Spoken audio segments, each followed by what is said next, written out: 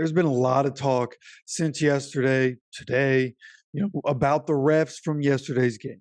And rightfully so, right? The way that game ended, there were other calls throughout the game that happened or didn't happen that really affected that game, right? And of course, right, we can all admit, yes, the turnovers at the end of the day, turnovers are what decided that football game.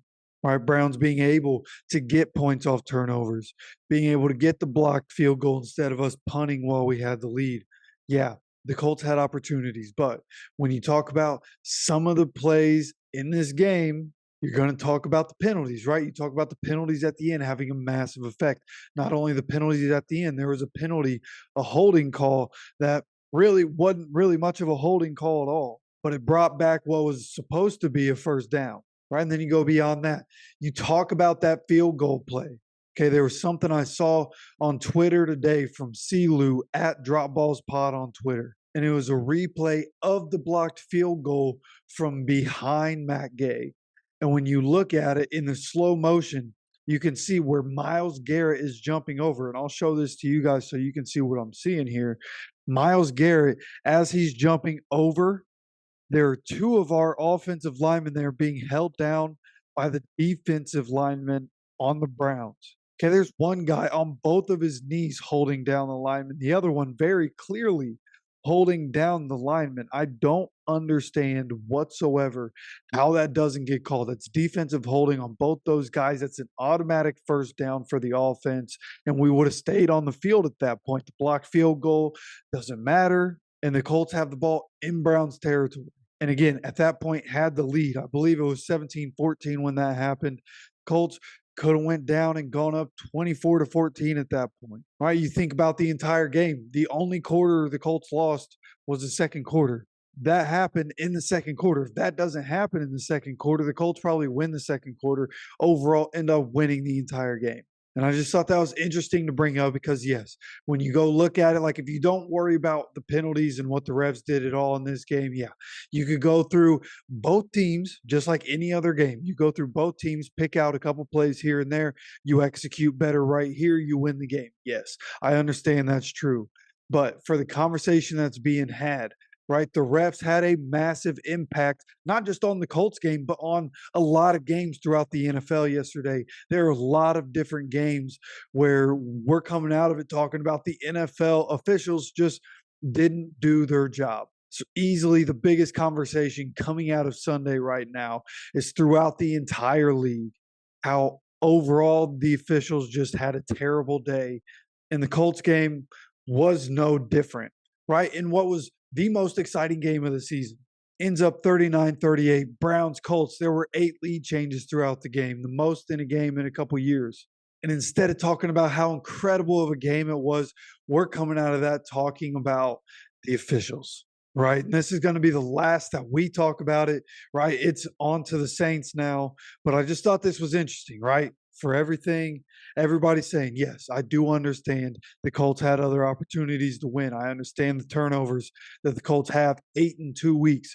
You can't win games that way.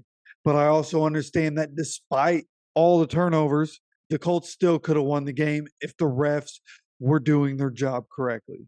Okay, now the other conversation to be had today is about Michael Pittman Jr. We've been talking about extend Michael Pittman Jr.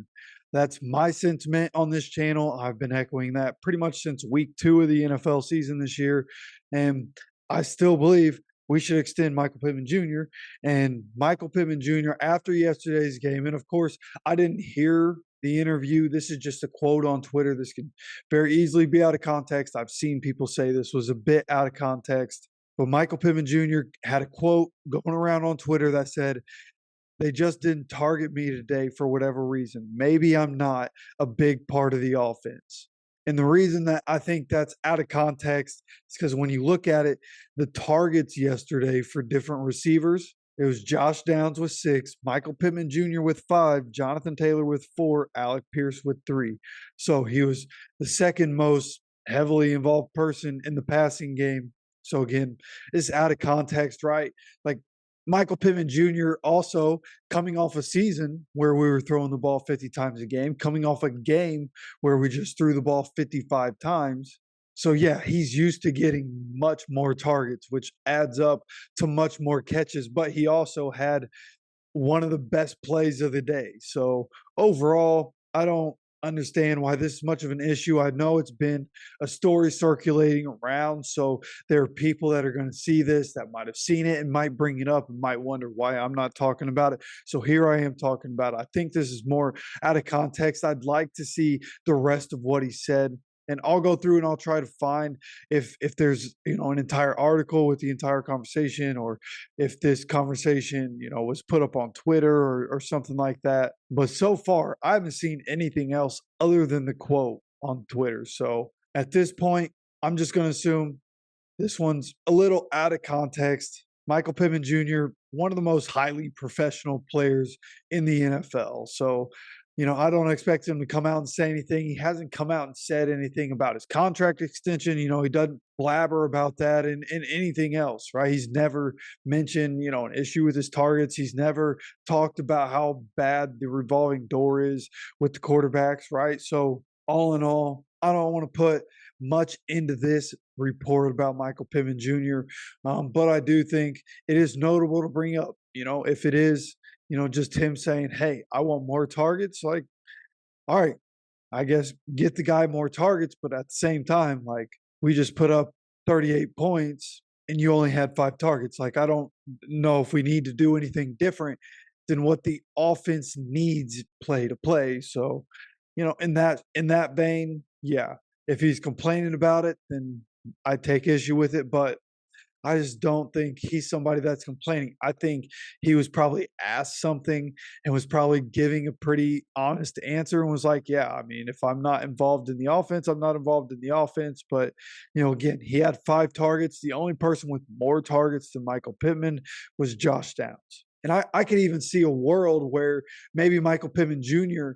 is, internally, subconsciously, kind of getting worried that with his contract season coming up, Josh Downs is kind of becoming the number one receiver on this team, which is what we've talked about here. Right? Josh Downs is really good. It's only a matter of time before the star starts to shine. So Michael Pittman Jr. could want the ball more in his hands so that, when his contract does come up, whether it's the Colts or somebody else, he gets the payday that he believes he deserves. And the easiest way to get that is to get 100 catches, 1,000 yards. And the best way to get there is to get involved in the offense. But again, I just don't think it's a big deal. When you think about it, yes, 2 catches, not a lot of catches, 5 targets is decent, but 82 yards. How many receivers in the NFL this year go out and would love to get 82 yards in a game, but either can't do it because they can't get open or can't do it because the quarterback can't get them the ball, right? Andy has a touchdown. How many receivers are going to go without a touchdown this year?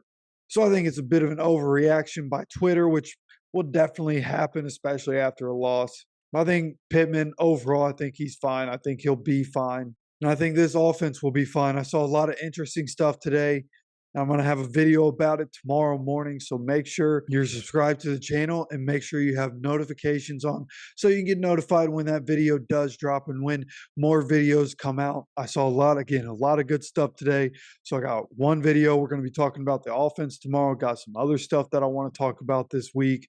And then, of course, it's Saints week. We got to start preparing for Derek Carr and the Saints. So again, make sure you're subscribed. Make sure you have those notifications on. And with that said, as always, take care of yourself, take care of each other, and go Colts.